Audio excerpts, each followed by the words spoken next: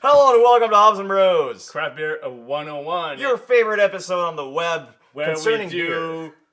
check out our tablets and We our do, laptops and our notepads. See, I'm still a notepad kind of guy. I like Yeah, to me too. grab I a don't know book why and I then have a make tablet. notes. I'll just put it right Well, that's here. fine. It works. I mean, you got to go on those websites. Like, Back in my it parents' looks days. looks cool looking Yeah, it at looks that, slick, and like yeah. you have some street cred and extra internet yeah. points if you're using that, so that's why. Well, I think we've gone full circle. If you go in public with a book instead of one of those, people look at you and they're like, "What is that? I've never seen that." Anyways, talking about Speaking technology. of something you've never seen. Yeah, something you've never seen, or you probably have seen it, but you're like, what the fuck is that? yeah, because I mean, what the hell's up with that hazy beer? Hazy IPAs. Yeah, the hazy IPA, the New England IPA, The Vermont style IPA, the NE Northeastern IPA. Yeah, there's a lot. a lot of different ways to say one beer. Exactly. So what's an IPA? A NE IPA. IPA. Well, Chris, it's a New England IPA. It's this type of IPA, this type of hazy IPA that Hetty Topper from The Alchemist would have been the first one to produce. To mass produce, to popularize, and all that. The legend does say that it's actually from Omaha back in 1994. But the first Hetty Topper was scanned on 2011. 2011, yeah. So that's why it's a little disputed on, is it an original style? Is it inspired by something else? Has it been done before? It might have, but anyways. Is it proper genius? Is it, yeah. Or inspiration? I mean, regardless, the Hetty Topper is apparently one of the best beers ever. It's top 100, top... In the top 100. I don't know where in the top 100, but we've never drank it. So. No. Again, if someone can get their hands on it and send it over, we'd be very generous. Oh, we might have to go over there. Like, it's not that we don't believe in you, it's just we believe in ourselves. Yeah. So, yeah. But still, speaking of believing in ourselves, my research brought me in on more technically the flavors, the flavors profile of and all that the stuff. flavor profile, because we were kind of wrong the first time we tried a New England IPA. We were without very knowing wrong. it, Yeah. and Noah got from Beerism corrected us on that, and I'm really glad because now I do know more about this style, and he also like got us into this style. Well, yeah, because I mean, we didn't know that about that style at all. We just thought it was an IPA, so it's an IPA, blah blah. It's fruity, it's a West Coast, but no, there's a lot of very specific things that make it a New England IPA. It makes it my favorite type of IPA. Exactly. So what's specific?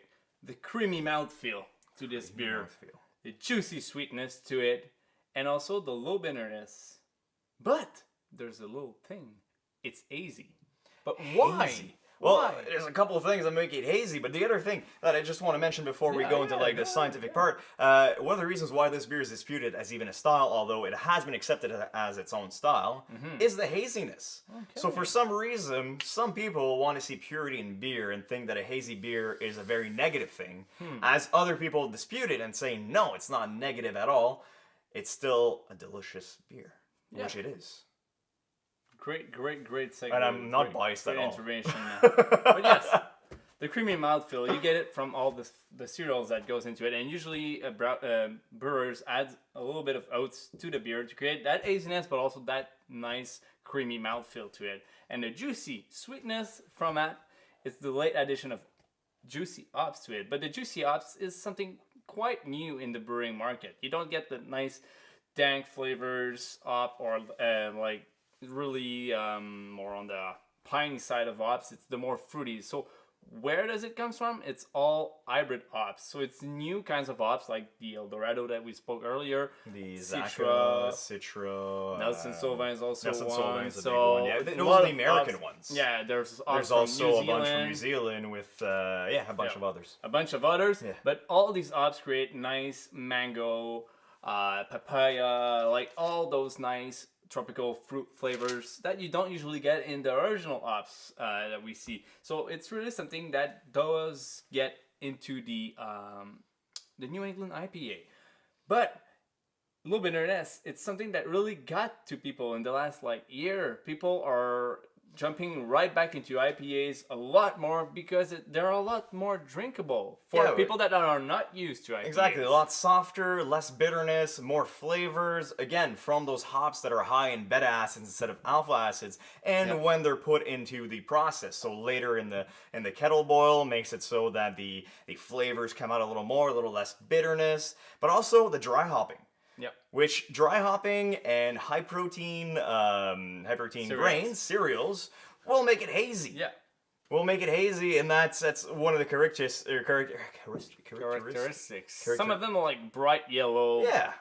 Neon And like yellow. some of them, like you can see a little bit through, but I even mean, orange, some yeah. you wouldn't see like past it at all. So- And that's just a byproduct to get that juiciness, that freshness from it. Exactly. So freshness gets us to this beer needs to be drank as quick as possible. So in the past, we've drank the Les Trois Mousquetaires, which is one of our favorite beers, and we had a couple versions. One version which was a couple weeks old, and one a couple days old. And Huge difference. like huge. Like difference. night and day. Exactly. At first, it was delicious. We had it a couple weeks. We were like, oh, that's pretty good. That's a really good. And then we got our hands on some fresh ones. Holy Like, shit, it was different. That's totally different. Yeah, That's not the same beer. It was great. So there's no preservatives, no like added filtration. It's just pure juice. Pure craft. Off. That's exactly. what it is. It's That's pure pure craft. Straight up into the bottle or can, depending on which one. Which brings me to what do we showcase today? The aromatherapy from Beyond the Pellet, right here in Ottawa. Really nice Vermont style IPA. If you can get your hands on this guy, definitely do it. It's a great beer. But also something really popular with the Vermont style IPAs, it's usually comes up from the double IPA range. So the laser show from these little guy in Toronto, Left Field Brewery, they're not little, they're pretty big at this point. If you have a chance to go see the brewery, it's pretty nice because they it's actually have wonderful. like, you went, right? I've seen pictures. It's one of the like, it's really cool. Like, it's a baseball themed. They have like a huge the baseball like scoreboard in the back, and like it's just fucking it's great. such a great So if you have a chance to stop by, definitely do. That's really worth it. Get your hands on a New England IPA. Yeah, and Beyond the Pill, they are opening a new store. Yeah, too. so I've seen pictures of it. It's pretty nice. So like, go check it out. You have two new places to visit, two Vermont style IPAs or New England style IPA to try out, and also like just go ahead, grab one and try it out. Try it out as fresh as possible, and let us know in the comment how did you like these IPAs. Definitely, and if you want us to review something else, well, let us know in the comments below. And if not, just share the video. Yeah, of course. Give it a little share, and give it a little subscribe, like. because it's also something that helps us support the show at the same moment. So cheers to you guys. Cheers to you guys. And see you in the next video.